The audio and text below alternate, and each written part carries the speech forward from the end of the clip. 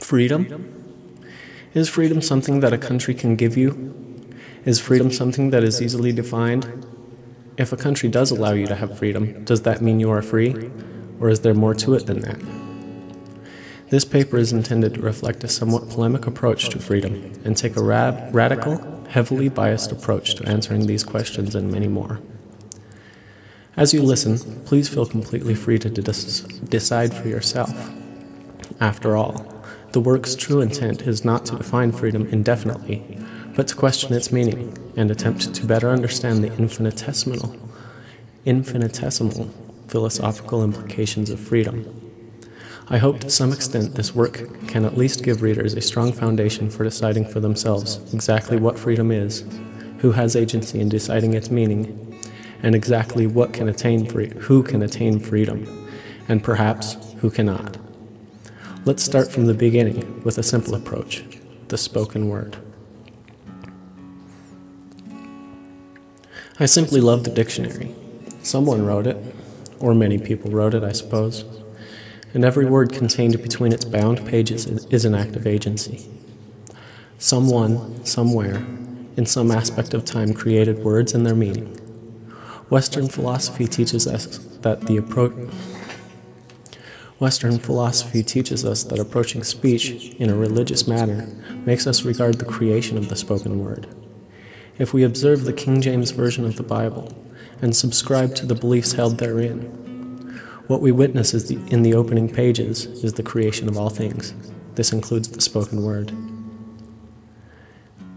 Ever since God said, "Let there be light," we have to some extent or another a form of the spoken word. So what does this imply? Let's observe the implications. Light in the beginning. Light described light. There were no subcategories of light. There was nobody around, with the exception of God, to break down the meaning of the word and subcategorize it. This implies that at one time light was a simple word, a word used to define an all-encompassing definition. Since that time, the meaning of light has changed. Over years and eons and whatnot, the word light has been diluted from its original, pure form. It has become almost meaningless, lost in a slew of definitions, subcategories, and modes of thought and understanding. When someone says light, what exactly do they mean? Ultraviolet light, red light, blue light, reflected light, moonlight, infrared light, bright light, candlelight, firelight, lunar light, headlights, flashing lights, strobe lights? I could go on, but I think I've made an adequate use of this example. One time the word light was divine and all-encompassing. Now it is subdivided into a fractured understanding. To simply say light and nothing more holds almost no meaning without further description. It has become diluted. So where do we go from here to start our journey toward understanding what this implies concerning freedom? Honestly, that is a good question. I simply do not know, so I'm going to admit my ignorance and just start simple, with a dictionary. The New International Version of Webster's Standard Dictionary does not have a definition for freedom, but it does have a definition for free. Free, not busy or in use, independent, without debt or obligation, without cost, to release or make available. In light of this definition, ask yourself, do you have freedom? Could it be that you are not busy or in use? Are you independent? Are you without debt or obligation? Are you released and available? And perhaps most important of all, what do these definitions mean to you personally? Do you get to decide how to interpret them, or is it Webster who gets to decide what they mean? This is a question of who has agency. Who has agency to decide what freedom means, and who has agency to decide whether you fall into the categories described or not? You, maybe, or someone else? So many questions, I know. One begets another, and the cycle, as I stated earlier, is an infinite regression to only smaller and smaller infinitesimal considerations. The regression goes to infinity in both the negative and positive directions. So let us pull back now, away from the infinitesimal, and observe the big picture, and address one of the opening questions. Is freedom something your country can give you?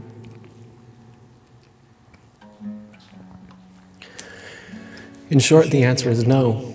A country cannot give you freedom, nor can it take freedom away from you. The truth is the only thing a country can do concerning freedom is allow you the right to pursue it. To actually obtain freedom, you have to find out exactly what freedom means to you and reach a level of awareness that allows you to obtain it for yourself. Here is a simple analogy to help you understand what exactly I mean. You, i.e., your country, can lead a horse, that would be you, to water, freedom, but you can't make him drink. As has been said about other things, freedom is not a state, it's a state of mind. Ernest Hemingway once said something that I prefer to believe.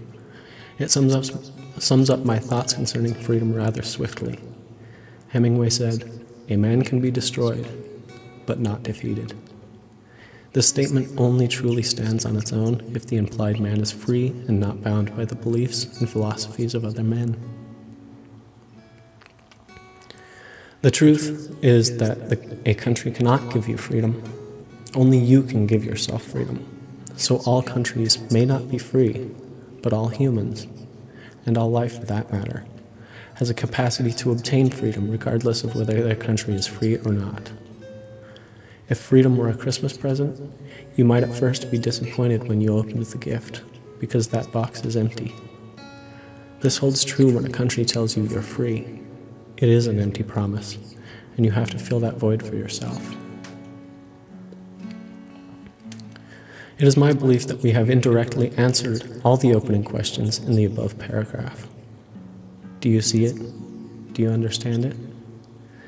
If you don't, perhaps you should listen again. I will be the first to admit that the intended message is very cryptic, but it's all there nonetheless. So what is freedom? I'll tell you. You decide if you want to believe it for yourself. Freedom is a thing without form. It is not a document or a gift. It is an extension of everything you are inside. It is to allow everything that is you, everything you have ever internalized over your years, to be reversed and externalized. It is an independent and free spirit, boundless and undiluted. It is simply deduced to existence. It is what happens when an existence separates itself from a source, or the source of all things, and makes itself a singularity in its own light. This is why everyone is capable of having freedom from others. Someone is not free because they are allowed freedom by their country. Someone is free because they are simply not other people. They are singular. Everyone is different, and everyone has the right and the ability to take agency into their own hands and decide for themselves what freedom is, because that, by definition, is exactly what freedom is. Yes, it's circular and cryptic, but so much that is true is circular and cryptic. Again, I would like to say that I hope you can use this observation to create a foundation on which to build your own path to understanding freedom and obtaining it. Do not fret if your own path is unlike my own. It is very unlikely that you will find freedom down the same road as I. And remember, anyone who really thinks they can offer you freedom, as if it's a gift they have to give, is either ignorant or purposely offering you an empty promise. In the later scenario, try to ask yourself what the motivation would be for someone to offer you such an empty promise. The answer will likely be very eye-opening.